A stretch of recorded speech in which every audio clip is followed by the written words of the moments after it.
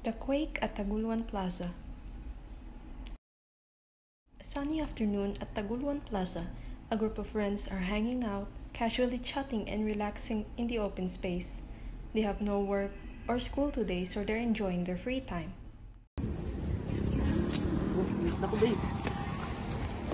Ang ganyan ako, danay. Kaya ni Moy. Kaya mo, traffic ka dito unahan, babe.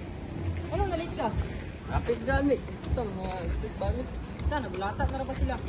Mga babae pa ito. Ito, aman tayo nagulat. Ito.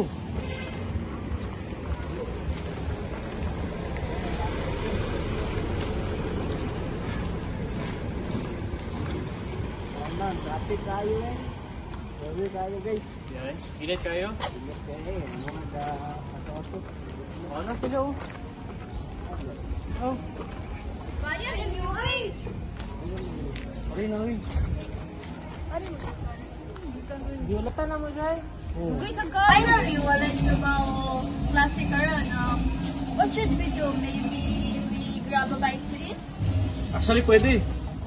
Pwede tayo maglakad sa plaza and alam nyo, pwede tayo kumuha ng drinks. Medyo nawa ako eh. God, things na kumanan.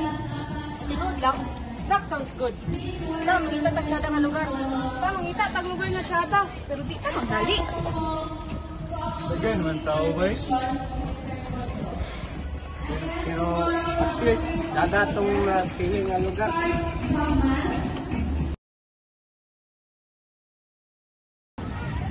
Nice kayo, Dario, no? No worries, just good vibes and pressure. What was that? Ang yuta na guyog. Hala! Earthquake! Sure mo? Katuuan. Stay calm. Pangita mo, hindi mahawilan niya rin. Dali, malayo ko sa mga kahoy. Kalma lang! Ubus lang! Ubus! Ubus!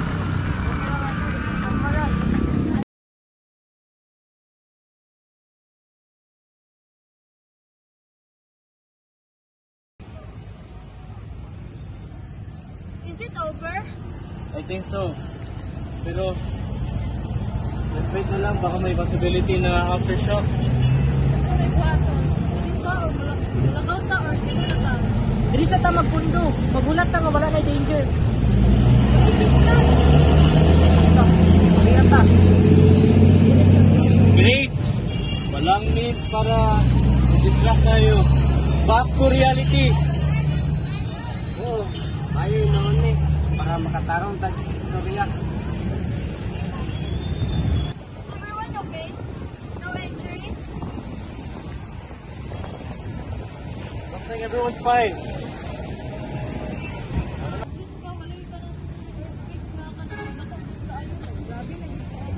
Sa tinuod lang, dili na kayo nala ang mahitabo sa tuwa. Makasurvive na ta. Are you seryoso? Really joke ang earthquake. Bitaw, okay ra ta, pero dapat alerta gyapon ta. Ma-survive na ito ni.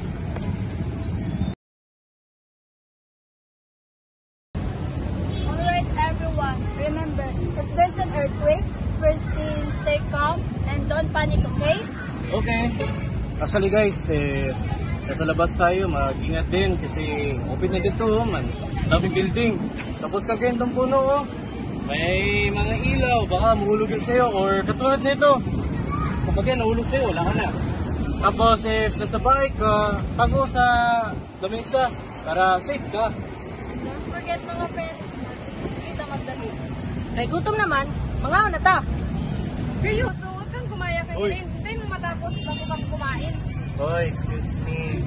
Nag-prepare lang ako para sa earthquake, world hunger, banks. At least, kabalota nga makasurvive sa earthquake. Pati sa gutom. Luminin nyo, after seeking, tanaw na to ang pinakadool nga damages.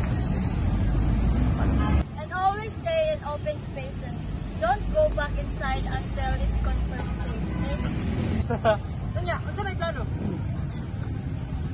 Mga uli, ang siguro tayo. Pa, done. Oh. Gigi! What should you do when an earthquake happens in your home?